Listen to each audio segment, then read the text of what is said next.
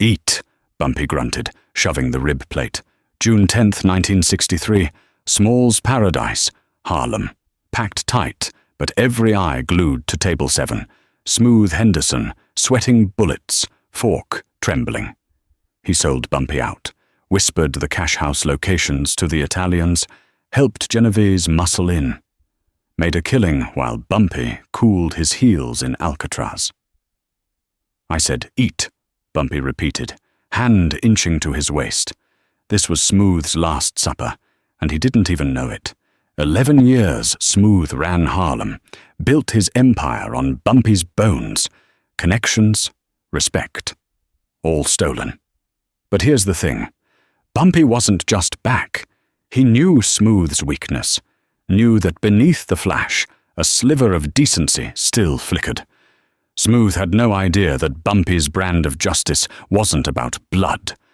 Not this time.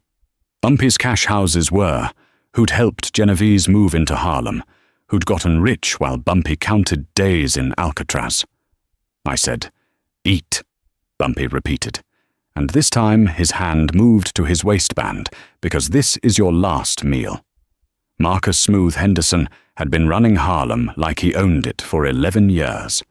Every Tuesday and Friday night, he held court at Small's Paradise on 135th and 7th Avenue, the crown jewel of black nightlife in 1963. Smooth sat at table 7 in the back corner, surrounded by his crew, drinking French cognac and eating the best ribs in New York City. He wore Italian suits that cost $400, drove a midnight blue Cadillac Eldorado, had a penthouse apartment in Mount Morris Park with a view of Central Park. He had 40 men on his payroll, 5 policy banks running numbers across Harlem, and the Genovese family's blessing to operate as long as he paid his weekly tribute. Smooth had built all of this on the foundation Bumpy Johnson left behind. The connections, the infrastructure, the respect. He'd taken everything Bumpy created and claimed it as his own. And for 11 years, while Bumpy rotted in Alcatraz, Smooth had slept peacefully until June 7th, 1963. That was the day Bumpy walked out of Alcatraz, carrying everything he owned in a paper bag. 56 years old, grey in his hair now, 11 years older. But his eyes, those eyes still had that cold, calculating stillness that made strong men nervous. Bumpy didn't go home when he arrived in New York, didn't embrace his wife, didn't stop to rest after the 3-day train ride from San Francisco. He went straight to Junie Bird's apartment on 145th Street. Junie was waiting, 63 now, grey-haired, but loyal to his last breath. "Give me names," Bumpy said, not even sitting down. Junie had a list ready. He'd spent 11 years watching, listening, keeping track. He rattled off 15 names. Men who'd gotten rich while Bumpy was locked away. Men who'd carved up his territory like he was never coming back. But one name made Bumpy's jaw tighten. Marcus Henderson. Smooth had been Bumpy's protégé, a sharp young hustler from 118th Street that Bumpy had taken under his wing in 1947. Bumpy taught him the numbers game, showed him how to run policy banks, introduced him to the right people, protected him when Dutch Schultz's old crew came for revenge. When Bumpy got arrested in 1952 for conspiracy, he trusted Smooth to hold things together, take care of the organization, send money to me for 2 years. Smooth did exactly that. Then the money stopped, the letters stopped, and according to Junie, Smooth had made a deal with Vito Genovese.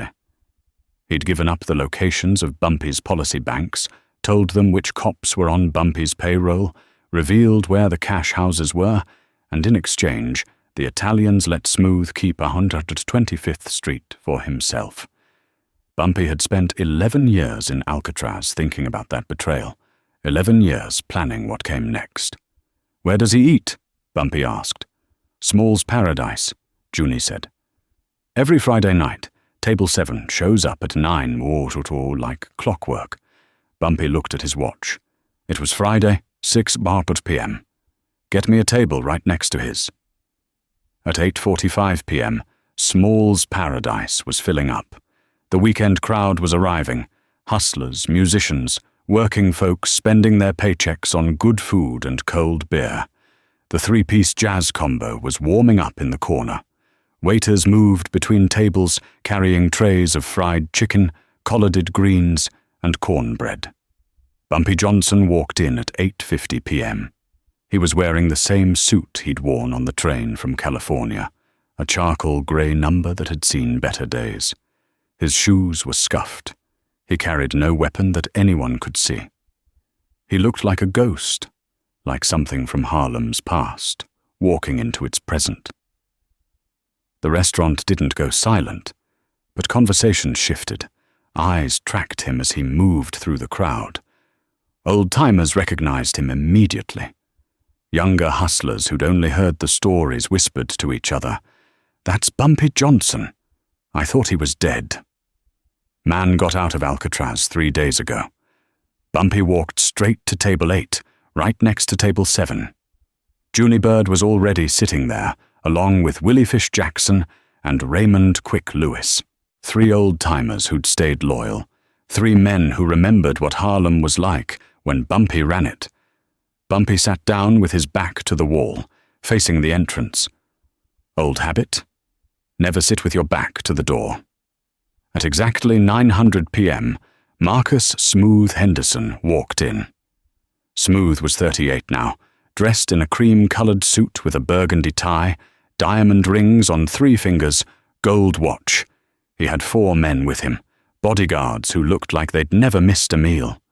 Smooth was laughing about something, holding court, acting like he owned the place. He did own the place, or at least he owned the protection that kept Small's Paradise operating without police raids. Smooth's crew headed for table 7. That's when Smooth saw Bumpy. He stopped mid-step. The blood drained from his face. His bodyguards noticed the change and followed his gaze.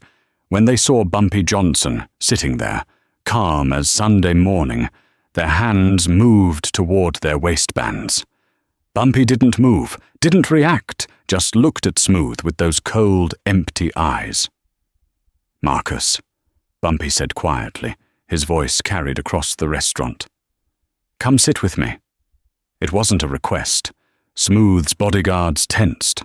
One of them, a thick-necked enforcer named Leon, stepped forward. "Mr. Henderson, don't take meetings without Junie Bird," stood up. He was 63 and looked harmless, but the .45 automatic in his hand looked very serious. The man said, "Sit down," Junie said softly. Suddenly, guns were everywhere. Smooth's 4 bodyguards had their hands inside their jackets. Junie had his .45. Willie Jackson produced a saw-eat-off shotgun from under the table. Quick Lewis had a revolver pointed at Leon's chest. The restaurant froze. The jazz combo stopped plan.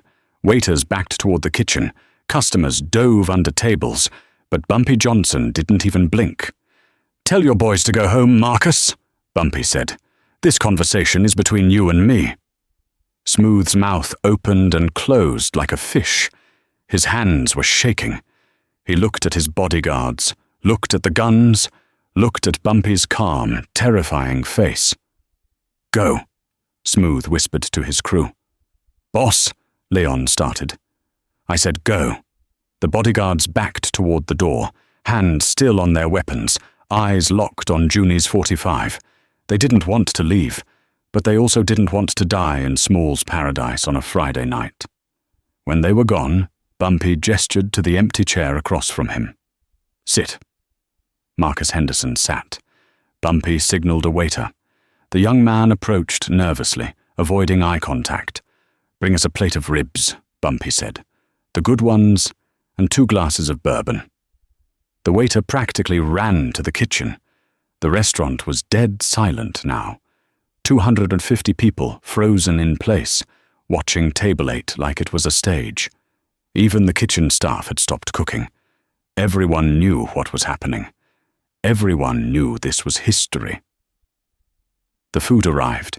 The waiter set down a full plate of ribs, still steaming, glazed with sauce, 2 glasses of bourbon. Then he disappeared. Bumpy pushed the plate toward Smooth. "Eat," he said. Smooth stared at the ribs like they were poisoned. "I'm not hungry, Bumpy." "Listen, I can explain."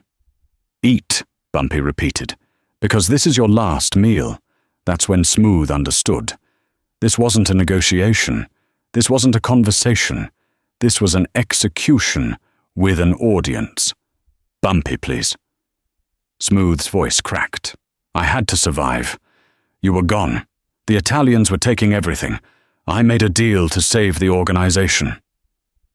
"You made a deal to save yourself," Bumpy said quietly. "You gave them my policy banks, my collectors, my roots. You told Genovese everything, and then you kept the money that should have gone to my wife." Tears were running down Smooth's face now. "I was going to make it right. I swear I was waiting for you to come home. I've been home for 3 days, Marcus. You didn't come see me. Didn't send word. Didn't send money to May to make up for 11 years of nothing." Bumpy leaned forward. "You thought I was never coming back. Thought you'd gotten away with it. Please, Bumpy, I'll give it all back. The money, the territory, everything." "I don't want it back from you," Bumpy said. "I'm taking it back from you. There's a difference." Bumpy's hand moved to his waistband. But Bumpy didn't pull a gun.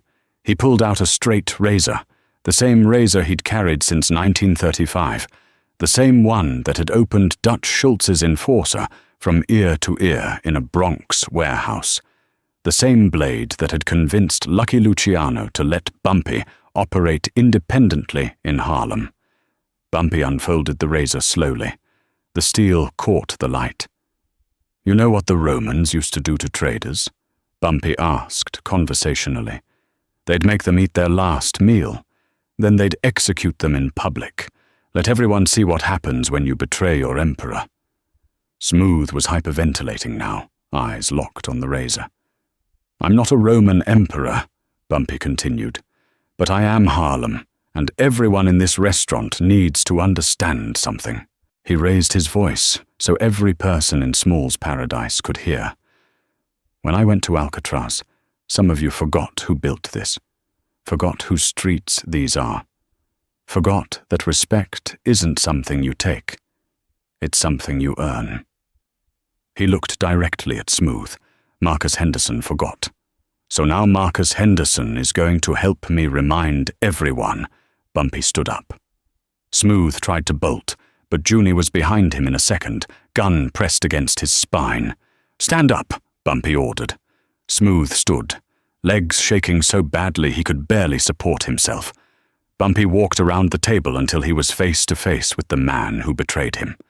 Then, with the entire restaurant watching, Bumpy raised the razor to Smooth's throat. Not to kill, to mark. In one quick motion, Bumpy cut a thin line across Smooth's left cheek. Not deep, just enough to scar. Just enough to make sure every person in Harlem would know Marcus Henderson as the man who betrayed Bumpy Johnson. Smooth screamed. Blood ran down his face, staining his cream-colored suit. "That's so you remember," Bumpy said quietly. "Every time you look in a mirror, you'll see that scar, and every person who sees you will know what you did." Bumpy folded the razor and put it back in his pocket. "You've got 24 hours to leave Harlem," Bumpy said. "Take whatever you can carry. Leave the rest. If I see you after tomorrow night, I won't be this generous." He turned to address the entire restaurant. "The rest of you, Bumpy Johnson, is back. The rules are the same as they always were. Pay what you owe. Keep your word. Protect your people. Anyone who wants to test me, you know where to find me." Bumpy Johnson walked out of Small's paradise at 9:47 p.m. on June 10th, 1963. He left Marcus Anderson bleeding at table 7, left 250 witnesses who would spread the story across Harlem by morning. By sunrise, every hustler, policy banker, and street soldier in Harlem knew the king was back. Marcus "Smooth" Henderson was on a bus to Philadelphia by noon. He never returned. That scar was his brand, a permanent reminder of what happens when you betray a king. Within 72 hours, 3 other men who'd carved up Bumpy's territory quietly disappeared from Harlem. Not killed, just gone. Relocated with a clear understanding. Stay away or join smooth. The Genovese family, who'd moved into Harlem while Bumpy was locked up, sent a captain to negotiate. The meeting lasted 4 minutes. Bumpy's terms were simple. You've got 2 weeks to pull out of Harlem. Everything north of 110th Street is mine again. Non-negotiable. The Italians left without arguing. They'd lost 3 soldiers trying to hold Bumpy's old territory in the past week. The cost of fighting him was higher than the profit. Within 6 months, every piece of Bumpy's empire was back under his control. Not through war, not through bloodshed, through fear, respect, and calculated power. The night at Small's Paradise became Harlem legend. Old-timers still talk about it, about how Bumpy didn't need an army, didn't need speeches. He walked into a restaurant, faced his betrayer, and with 1 razor and 250 witnesses, reminded everyone who really ran Harlem. You can lock a man up for 11 years. You can steal his money, take his territory, turn his people against him, but you can't take his throne. Not if he's a real king. Bumpy Johnson proved something that night. Power isn't about who has the most guns. It's about who commands the most respect. And respect isn't given. It's earned through loyalty, intelligence, and the will to do what others won't when justice demands it. Marcus Henderson betrayed him for money. The Italians challenged him for territory. Every trader thought Bumpy was finished. They all learned the same lesson. Bumpy Johnson doesn't make threats. He makes promises. And he keeps every single one. That's why they called him the Godfather of Harlem. If this story of loyalty, power, and street justice moved you, hit that subscribe button. Drop a like if you understand that real kings don't need crowns, they need respect. Share this with someone who knows that betrayal always comes with a price. What would you have done in Bumpy's position? Let me know in the comments below.